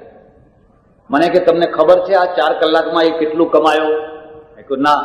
મને કે 3,500 રૂપિયા. આપણા રૂપિયા પ્રમાણે 3,500 રૂપિયા એ 4 કલાકમાં કમાયો. મેં કહું મારો કડિયો મહિને નથી કમાતો એટલું. આજે આટલા બધા ભાવ વધ્યા છે તો મહિને એટલું નથી કમાતો. અને આપણે એવી સમાજ વ્યવસ્થા કરી જેના કામના પ્રત્યે ઘૃણા ઉભી કરી દે. મારે આશ્રમમાં આરસપણ બેસાડવાનો થયો થોડો મંદિરમાં. રાજસ્થાનના કડિયા આવ્યા તો હું જોઉં 4-5 કલાક કામ કરે ને 100 રૂપિયા, 95 થી 100 રૂપિયા એ 4-5 કલાકમાં કમાય. આજથી 20 વર્ષ ઉપરની વાત કરું છું. અને મારે દંતાલીના પટેલના છોકરા બીકોમ થયેલા એટલા જમાં પેઢીઓ કામ કરવા જાય, 12 કલાકની 10 કલાકની ડ્યુટી અને 200 રૂપિયા, 250 રૂપિયા, 300 રૂપિયા તો બહુ થઈ. તેવી છોકરાઓને બોલાવીને મેં કહ્યું લ્યા મહેતાગીરી છોડો અને આ આરસપાન બેસાડવાનું શીખી લો, ટાઇલ્સ બેસાડવાનું શીખી લો. આ 4 કલાકમાં 100 રૂપિયા કમાય છે, તમે તો મહેનત કરશો તો 8 કલાકમાં 200 કમાશો, મહિનાનો પગાર 1 દિવસમાં કમાશો. મને કે બધી વાત ખરી, પણ પછી કોઈ કન્યા નહીં આપે. પછી કોઈ કન્યા નહીં આપે કે એ તો કડિયો થઈ ગયો, એમ એ તો પટેલનો છોકરો કડિયો થઈ ગયો. અને વાતે સાચી છે, આપણા ત્યાં કન્યા મળતી હોય છે. હવે માનો કે કોઈને ઈચ્છા થાય કે અત્યારે ધંધો સારો ચાલે છે, ચાલો આપણે એ ધંધો કરીએ. હવે એનું સમાજમાં શું સ્થાન રહે તમે કલ્પના કરી શકો છો? કોઈ પાટીદારનો દીકરો, કોઈ બ્રાહ્મણનો દીકરો, કોઈ વાણિયાનો દીકરો જો એ દુકાન શરૂ કરે તો એનું સમાજમાં સ્થાન શું? અરે તમારી વાત જવા દો, મારી વાત હું કરું છું. મને પહેલા લોકો પૂછે મહારાજ તમારું દૂધ કયું? તમારું દૂધ શું? એટલે હું કહું આંકડાનું. આજવું છે એટલે હવે બાવા થયા, હવે તમારે અમારા દૂધની શું જરૂર છે? કઈ વેવાઈ તો થવાના નથી. પણ તોય બહુ પાછળ પડે, મહારાજ તમારું દૂધ શું, તમારું દૂધ શું? પછી લોકોને ખબર પડી મહારાજ તો બ્રાહ્મણ છે. પાછા એના એ આવીને મને કે ના હો મહારાજ તમે ના કહો તો ખબર પડે, એ તો તમે દેખનતા જ બ્રાહ્મણ જ લાગો છો. અને વિદ્યા તો બ્રાહ્મણની, આવી વિદ્યા બ્રાહ્મણ સિવાય કઈ હોય? એના એ બધા પૂર્વગ્રહો બધા બાંધેલા. મહિનો 2 મહિના પ્રવચનો કર્યા હોય, આખું ગામ ઝૂકી ગયું હોય. સારું, ઈશ્વરે મને બ્રાહ્મણના ત્યાં જન્મ આપ્યો તો ઠીક થયું. પણ હવે ભૂલે ચૂકે મારો જન્મ કોઈ વાળંદના થયો હોત, મોચીના ત્યાં થયો હોત, વાઘરીના ત્યાં થયો હોત, અને 1 મહિના આખા ગામને કથા કરીને જમાવી દીધું હોત, અને જરાક વાત લીક થઈ જાય કે આ મહારાજ તો વાળંદ છે, મારું આઈ બને, બધા ભક્તો બધા, અરે મારું હાડું ગાંજ્યું એમ કે મહાત્મા બની પગ પૂજાવે છે. બસ ખલાસ, મારી પર્સનાલિટી ખતમ, મારું વ્યક્તિત્વ ખતમ. તમે ક્યાં ભૂલ્યા છો? તમારે શું સુધારવાનું છે? વાળંદ અમેરિકામાં છે, એક ભાઈ વાળંદ છે, બીજો પ્રોફેસર છે, અને ગૌરવપૂર્વક કહે છે કે આઈ એમ બાર્બર. એને કોઈ લાજ બેણું નથી, એને કોઈ શરમ નથી. એની દીકરી બીજાને જાય છે, બીજાની દીકરી ત્રીજાને જાય છે. કોઈ બેટી વ્યવહારમાં, રોટી વ્યવહારમાં કોઈ બાદ નથી. પણ આપણે એ પ્રકારનું ચોકઠું કરીને બેઠા છીએ કે ચોકઠાની અંદર તમે બેકાર તો રહી શકો, પણ તમે અમુક પ્રકારની નોકરી ના કરી શકો, તમે અમુક પ્રકારના કામ ના કરી શકો. તે એટલે હદ સુધી કે તમે ભીખ માગી શકો, કાં તો તમે ચોરી કરી શકો, કાં તો તમે ધાડ પાડી શકો, પણ અમુક પ્રકારની નોકરી ના કરી શકો. ઘણા લોકો કાં તો ધાડ પાડીને જીવે, કાં તો ભીખ માગીને જીવે, પણ આ નોકરી અમુક અમારાથી તો ના જ થાય. ત્યારે જો સામાજિક ક્રાંતિ લાવવી હોય તો એના માટે જરૂરી છે, ગાંધીજીએ કહ્યું, બીજા લોકોએ કહ્યું, કામમાં કોઈ શરમ, ભૂત્યૈ ન પ્રમદિતવ્ય. પણ ત્રીજી વાત છે, તમારી તિજોરી ભરેલી છે, તમારું પેટ ભરેલું છે, તમારું મન ભરેલું છે. સૌથી વધારે મહત્વની વસ્તુ છે, મેં એમાં ઘણા માણસો જોયા છે, આલિશાન બંગલો, આલિશાન ફર્નિચર, ફ્રીજ, ખાવાનું બધું, પણ મન ખાલી છે. અને મન ખાલી છે એટલે ચહેરા ઉતરેલા છે બધા, તક તક તક તક આંખો જોયા કરો. એક શેખના ત્યાં ઉતરેલો, હસે જ નહીં. મેં કહું હસો હસો, કંઈક હસો. તમારા સામે આમ તગર તગર જોયા કરે. એટલે તમારા નોકરો હસે છે, પેલી ગુણ ઉચકનારા અડધી બીડી પીતા જાય છે ને હસતા જાય છે, તમે હસતા નથી. મને કે શેઠ મુવા છીએ એટલે ના હસાય, અમારાથી ના હસાય. તમે ખૂબ કયા પાપ કર્યા છે કે હસવાનું તમારું ગાયબ થઈ ગયું? હસે જ નહીં. પણ કેમ? મને કે 6 વર્ષ થયા હસ્યા નહીં. 6 વર્ષથી તમે હસતા નથી, કેમ? અને પછી જે કારણ આપ્યું ને, એ કારણ એટલું કે મારે કહેવું નથી. એ કારણ એવું કે એના હૃદયની અંદર જે ભરેલું હતું ને, એકદમ ખાલી થયું. તિજોરી બહુ જલ્દી ખાલી નથી થતી, પણ હૃદય છે ને, એ હૃદયમાં જો મોહ ભર્યો હોય, એને એક પંચરની જરૂર છે, એક નાના સરખા પંચરની જરૂર છે. બસ તરત જ રબડના દડાની માફક ખાલી. ભરતુરીનું હૃદય ભરેલું હતું, ફૂલ ભરેલું હતું. બસ પિંગળા પિંગળા પિંગળા પિંગળા પિંગળા સિવાય જીવન નથી. પણ એક નાનું પંચર થઈ ગયું, બિલકુલ હૃદય ખાલી થયું. તમારું કોઈ માણસ ઉપર હૃદય ભરાયેલું છે, પછી પુત્ર હોય, પતિ હોય, પત્ની હોય, ભાઈ હોય, મિત્ર હોય, કોઈના ઉપર તમારું હૃદય ભરાયેલું છે, અને એ માણસ નીકળી ગયો. કાં તો સોનામાંથી પિત્તળ નીકળ્યો, કાં તો મરી ગયો, તમારું હૃદય ખાલી થયું. હું તમને એક ભલામણ કરું છું, જે લોકો હૃદયથી ખાલી થયા હોય એમના હૃદયને ભરવાનો પ્રયત્ન કરજો. એમને ઓળખજો, એમના દુઃખને ઓળખજો, એમને આશ્વાસન આપજો, એમને હિંમત આપજો. ના આપો તો કઈ નહીં, પણ દાઝ્યા ઉપર દામ ના દેશો. બાકી મેં તો જોયું છે, ઘણા માણસો છે ને હંમેશા એમના ગજવામાં ટાટાની મીઠાની કોથળી રાખતા જ હોય છે. જરાક ખબર પડે કે આ માણસ દાઝેલો છે, તરત જ ગજવામાંથી કાઢીને ભભરાવી આપે. આખી જિંદગી શું કામ કર્યું? દાઝેલાઓને ખોળી ખોળીને એમના ઉપર મીઠું ભભરાવાનું જ કામ કર્યું છે. એક બીજા માણસો હોય, એમના ગજવામાં મલમની ટ્યુબ હોય, ને એને ખબર પડે કે આ દાઝેલો માણસ છે, એને મીઠું ના ભભરાય, ઉપર મલમ ચોપડી આવે, આશ્વાસન હોય. પુત્ર મરી ગયો તો હવે પાછો થોડો આવવાનો છે, પત્ની મરી ગઈ, પતિ મરી ગયો, જીવન છે હવે એમાં શા માટે? અને હવે ખાલીપણું છે ને, એ ખાલીપણાને ભરવાનો એક રસ્તો છે, એનું નામ છે ભક્તિ, ઈશ્વરની ભક્તિ, સમાજની સેવા. આવો અર્પણ થઈ જાઓ, તમારા સમાજ માટે કામ કરો. એની વિશેનું નામ સાંભળ્યું છે? થિયોસોફિકલ સોસાયટી, પાદરીની પત્ની, અને પાદરીની પત્ની એટલી આસ્તિક, એટલી આસ્તિક, એટલી આસ્તિક. બે છોકરા મરી ગયા, અને મરી ગયા એટલે હૃદય ખાલી, એકદમ ખાલીપણું આવ્યું. એટલો આઘાત લાગ્યો, હવે શું કરું? અને નાસ્તિક થઈ ગઈ એમાંથી. ઈશ્વર નથી, અને હોય તો એ કસાઈ જેવો છે. મારા છોકરા કેમ મારી નાખ્યા? મેં એનું શું બગાડ્યું? માણસ અત્યંત દુઃખમાં નાસ્તિક થઈ જાય. બસ બિલકુલ ના. એના પતિ સાથે છૂટાછેડા થઈ ગયા, એકલી ગુમસુમ ખાલીપણું, બગીચામાં બેસી રહે, કઈ ગમે નહીં, ન ખાવું ન પહેરવું. પણ એને પાછળથી એક પ્રેરણા મળ્યા કરે, ભારત જા, ભારત જા, ભારત જા. અને ભારત આવી, અને ભારત આવ્યા પછી એના જીવનમાં એટલું પરિવર્તન આવ્યું. તમે કોઈ વાર કાશી આવો તો કાશીમાં એની ડિસેન્ટ રહેલી. એને હિન્દુ ગર્લ સ્કૂલ પહેલી શરૂઆત કરી, છોકરીઓ માટેની સ્કૂલ. હવે આજે તો અહીંયા ચંદ્રાલામાં છે, પણ પહેલી હિન્દુ ગર્લ સ્કૂલ કરી, આઝાદીની લડતમાં ભાગ લીધો. એટલી આસ્તિક થઈ કે ગંગાજીમાં રોજ સ્નાન કરે, પોતાના પતિનું શ્રાદ્ધ કરે, બ્રાહ્મણને બોલાવીને સીધું આપે, એટલી આસ્તિક. અને પછી એણે લખ્યું, પ્રભુ તે બહુ દયા કરી કે મારા બે છોકરા મારી નાખ્યા.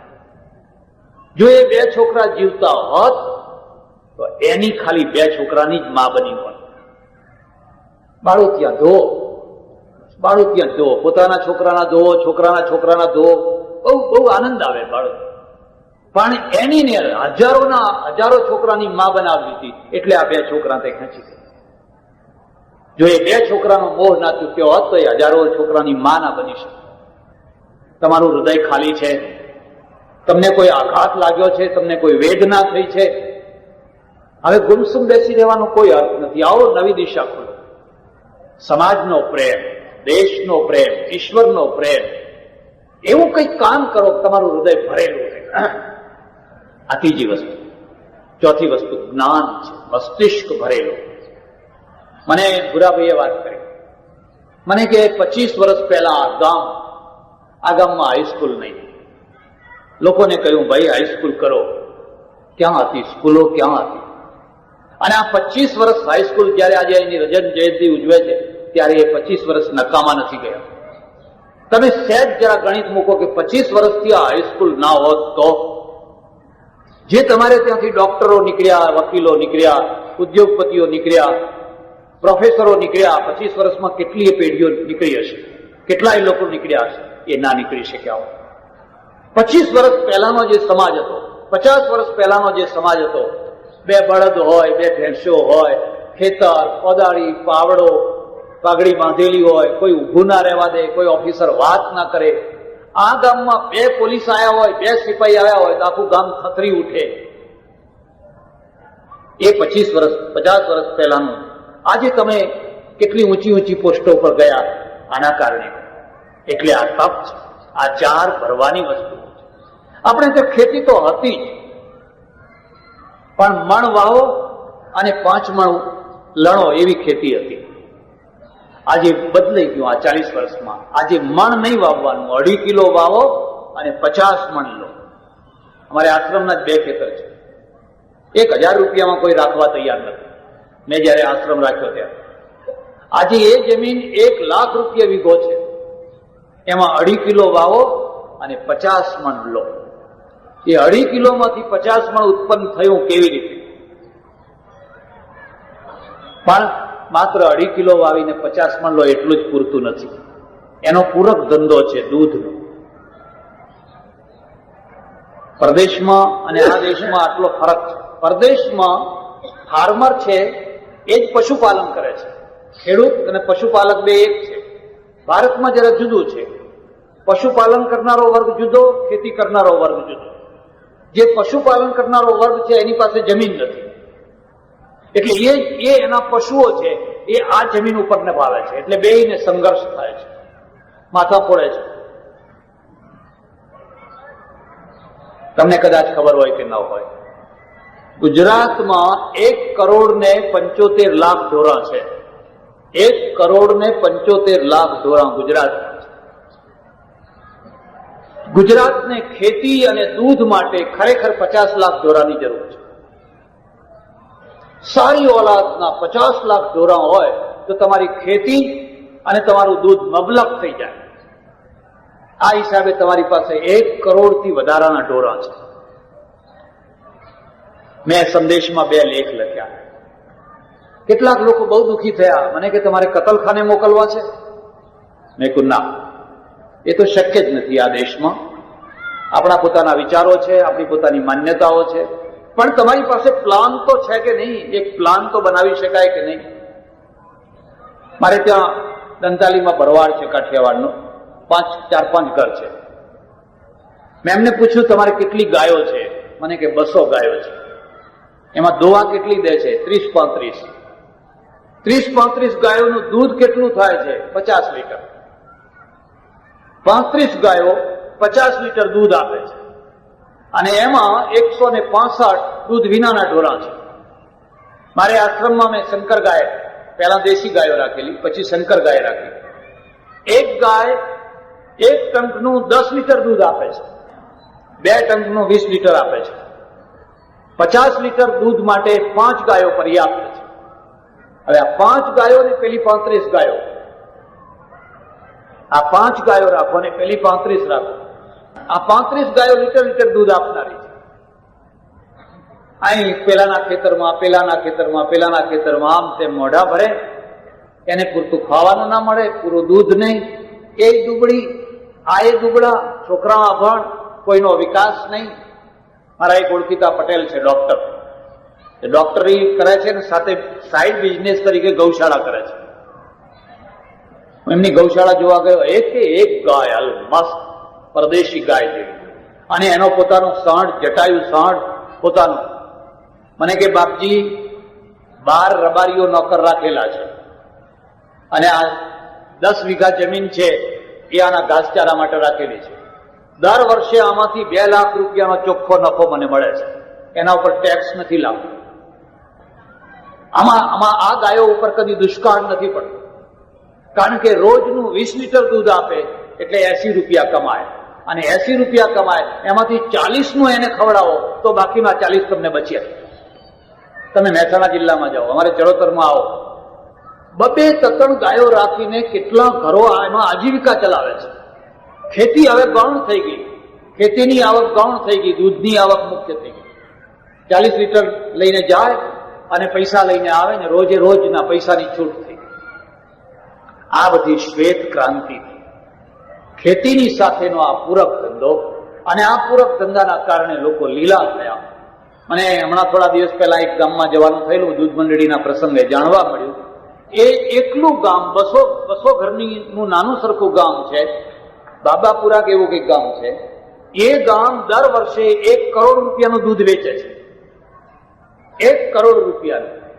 1 કરોડ રૂપિયા એના સભાસદોમાં વહેંચાય છે. ગામ આખું સુખી છે.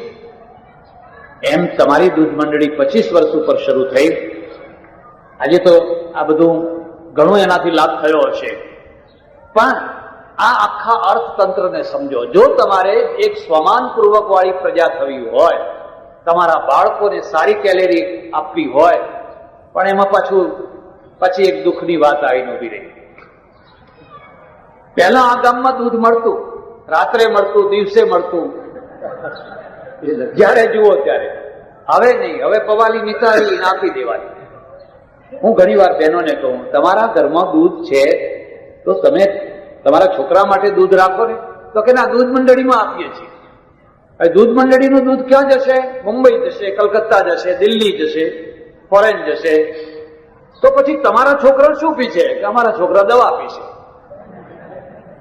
પેલા છોકરા દૂધ પીશે ને અમારા છોકરા દવા, વિટામિન બી કોમ્પ્લેક્સ ની બધી દવાઓ પીશે. ના, એવું નહીં કરવાનું. આર્થિક આયોજનનો અર્થ એવો નથી કે તમે ખાલી દૂધ બધું વેચ્યા જ કરો અને તમે પોતે દૂધ વિનાના થઈ જાઓ. પહેલામાં પહેલું તમારા છોકરાને દૂધ આપો. શું આપશો બીજું? સારામાં સારું એને દૂધ આપો. તમે માખણ ખાઓ. પંજાબમાં જઈને જુઓ, આવડો મોટો ગ્લાસ. પંજાબી ઉભો હોય, મને અમારે ડ્રાઈવરે કહ્યું કે આ બધા આરટીઓ વાળા ખરા ને રોડ ઉપર, એ કોઈ ટ્રકને રોક્યું હોય પહેલા જોઈ લે પંજાબની નથી ને ગુજરાતની હોય તો એને રોકે. પેલા પંજાબ વાળા તો આમ હાથ કરે તો ચાલ્યા જ કરે, ગાંઠે જ નહીં. એનું શરીર હોય ને એ જોઈને જ પેલા ડઘાઈ જાય. પણ શરીર ક્યાંથી આવ્યું? એક જ વંશ છે. કારણ કે એને લસ્સી પીધી છે, એને દૂધ પીધું છે, આજે પીવે છે. એ પંજાબના એક સંત અહીં આવેલા ગુજરાતમાં, ઊંચા પહોળા આવડા મોટા ગ્લાસ પીધેલા, અને ગુજરાતમાં કોઈના ત્યાં, આપણા ત્યાં પેલા ચાનો કપ નાનો, અને નાનો એ અડધો ભરવાનો, પાછો આખો નહીં ભરવાનો, અને અડધો ભરીને પાછા 2 જણા પીવાના, અડધી અડધી હોય એમાંય અડધી અડધી. એક વાર એક જગ્યાએ મેં જોયું તો કપ મોટો જોયો, આવડો મોટો સ્ટીલનો કટ જોયો ને, આ સારું છે. પછી ખબર પડી કે અંદરથી તો એટલો જ છે, તો ઉપરથી જ મોટો છે, અંદરથી તો એવડો જ છે. એ પેલા સંત આવેલા આવડા મોટા ગ્લાસમાં દૂધ પીનારા, હવે એને આવડો અડધો ભરીને કપ કોઈ ભક્તે આપ્યો. મહારાજ લો, એમ કે કી હે, શું છે આ? કે મારા ચા છે, પીવો. એ તો જોતા જ રહી ગયા, આવડો કપ અડધો ભરેલો ચા, મેરે કાન में पा दे भाई, साफ हो जाएगा. મારા કાનમાં નાખી દે, કાન ચોખ્ખો થઈ જશે. તમારે શી જરૂર છે? હવે તમે પૈસા વાળા, હવે શા માટે ઘરમાં ખાવાનો લોભ કરો છો? તમારા છોકરાને લાલ ગલોલા જેવા કરો ને, ઉભા હોય તો આમ જોવાનું મન થાય. રેંજી પેંજી, દુબળા પાતળા, ફિક્કા, નખાઈ ગયેલા, હવે ક્યાં સુધી રહેશો તમે? એટલે આ દૂધ મંડળીના રજત જયંતિ પ્રસંગે મારે તમને આટલું જ કહેવાનું છે. તમે ખૂબ દૂધ પેદા કરો, હજુ વધારે પેદા કરો, પણ બધું નિતારીને આપી નહીં દેવાનું. તમારા ઘરમાં રાખવાનું, ખાવાનું, ખવડાવવાનું અને વધારાનું આપવાનું. એકલો પૈસો જ સર્વસ્વ નથી. એવી જ રીતે આ 25 વર્ષ તમારા વિદ્યાલયને થાય છે. આ વિદ્યાલયને પણ એટલું જ તેજસ્વી બનાવો. આ 4 ભરવાની વસ્તુ છે. તમારું પેટ ઉત્તમ કેલેરી વાળા ખોરાકથી ભરેલો હોય, તમારું હૃદય ભાવથી ભરેલું હોય. ભાવથી. ભાવનો અર્થ સમજ્યા તમે? મારા એક ઓળખીતા પટેલ છે, મને કે બાપજી મારે 3 વેવૈયો છે, પણ 3 માથે પડ્યા. મેં કહ્યું કેમ માથે પડ્યા? એટલે હું તમને એક ખાસ સલાહ આપું. કોઈને વેવઈ બનાવો ને તો ઓચિંતાના એના ત્યાં 5 વાર જમી આવીને પછી એને વેવઈ બનાવો. વગર ટાઈમે પહોંચી જવું ને જમવા બેસવું એટલે જોવું કે ઘીની ચમચી કેવી છે, રોટલી કેવી છે, પીરસે છે કેવું, એ બધું જોઈ લેવું, પછી વેવઈ બનાવવા. મને કે મારે 3 વેવઈ છે, એમાં એક વેવઈ એવા છે કે આપણે એમના ઘેર જઈએ, સવારે 9 વાગે પહોંચીએ, એટલે ત્યારથી જે એસટી ના ટાઈમ આપણને બતાવે. હમણાં 10 વાગે એસટી જાય છે, પછી એક 10:30 જાય છે, એના પછી એક 11 જાય છે, અને પછી તો તડકો થઈ જાય, પછી મોડું થઈ જાય. હવે મારે તડકો થશે કે તારે થશે, પણ એ અમારા તડકાની ચિંતા થાય. એક વેવઈ આવા છે. અને બીજા વેવઈ એવા છે કે બરાબર જમવા બેસો ને ત્યારે જ બધી મોંઘવારીની વાત કરે કે આ દૂધીના 5 રૂપિયા કિલો થયા, એમ કે શું ખાય એમ કે, અને આ તેલનો ડબ્બો 600 ઉપર પહોંચ્યો, હવે ખાવું શું એમ કે. હવે આ જમતી વખતે જ બધી મોંઘવારીની વાત કરે. અને એક ત્રીજા વેવઈ છે, એ પ્રોફેસર છે, એટલે એ જમતી વખતે અલ્પાહાર કર્યો હોય તો કેટલો ફાયદો થાય. રોજની 2 રોટલી ઓછી ખાધી હોય તો 2 રોટલી ઓછી ખાધી હોય તો 85 કરોડની કેટલી રોટલીઓ બચે, તો કેટલો ફાયદો થાય. બધા આંકડા જ આપ્યા કરે આપણે. પહેલા ભાઈ આ તું પેલા વિદ્યાર્થીઓને સમજાવજે, હું તારો વેવઈ છું, અત્યારે અલ્પાહારની વાતો ના કહેવાય. અત્યારે આગ્રહ કરી 2 રોટલી ખવડાવવાની હોય, પણ એ અલ્પાહારની જ વાતો કર્યા કરે. બાપજી કે 3 વેવઈઓ માથે પડ્યા છે કે તમારા બાળકો ખૂબ સારો ખોરાક ખાય, ચમકતો ચહેરો હોય, તેજસ્વી આંખ હોય, ઊભા હોય તો એમને જોવાની ઈચ્છા થાય.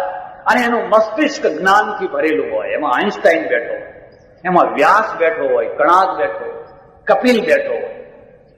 એ ઇન્ટરવ્યુ આપવા ગયો હોય તો ઇન્ટરવ્યુ લેનારનો ઇન્ટરવ્યુ લઈ નાખે એવો એ હોય.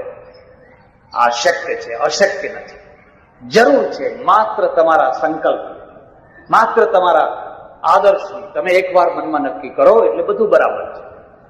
અને જે લોકો બધું દૂધ વેચે છે એ જીવવાના છે, અને જે ખાઈને વેચે છે એ જીવવાના છે. જે લોકો લીટર 2 લીટર રાખીને વેચે છે એ કઈ મરી જવાના નથી, ઉલટાના વધારે સારી રીતે જીવવાના છે. પેલા પછી ટીબી ની દવાઓ પીપીને જીવવાના છે, અને આને દૂધ પીપીને જીવવાનું છે.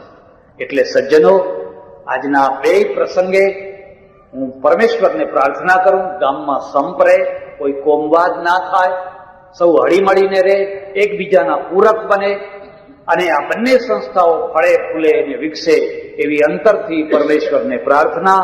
આભાર, ધન્યવાદ, હરિઓમ.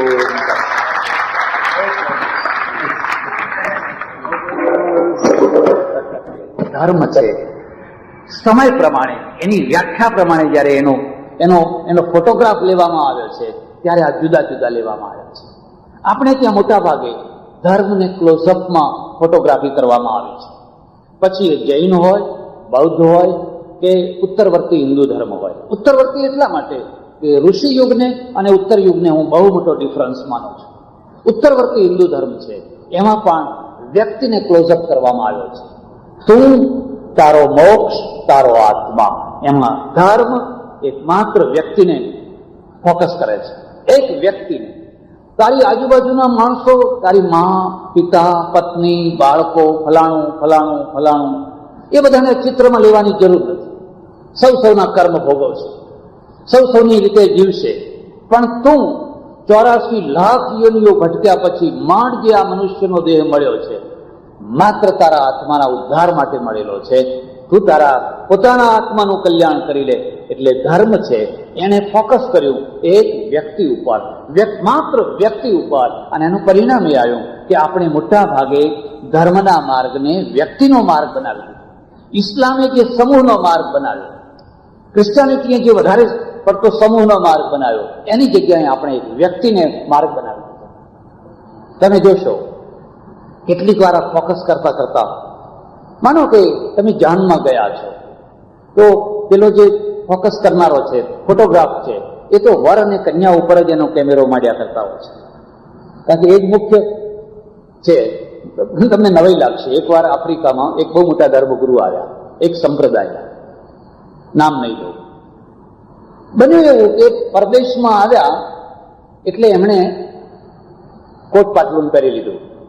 કોઈ સંન્યાસી નતા, સંસારી ગરબારી હતા. કોટ પાટલું પહેરી લીધું, અને એમનો જે સાથે સેવા કરનારો માણસ હતો એને પેલી વિશેષ પ્રકારની ટોપી, પેલી કોસો વાળું કેડિયું, એવું બધું જે ધોતિયું એ બધું પહેર્યું. અમારા ઓળખીતા એક ફોટોગ્રાફર, એ એમના ફોટા પાડવા ગયા હતા. એ શું સમજે કે આ કોસો વાળું જે કેડિયું પહેરેલું છે ને એ ધર્મગુરુ છે, અને પેલા જે શૂટ પહેરેલા છે તો બધા ઘણા લોકો શૂટ પહેરેલા, એટલે એ એમાં ના છે. એટલે મને કહ્યું હું તો એમના જ ફોટા પાડ કરું.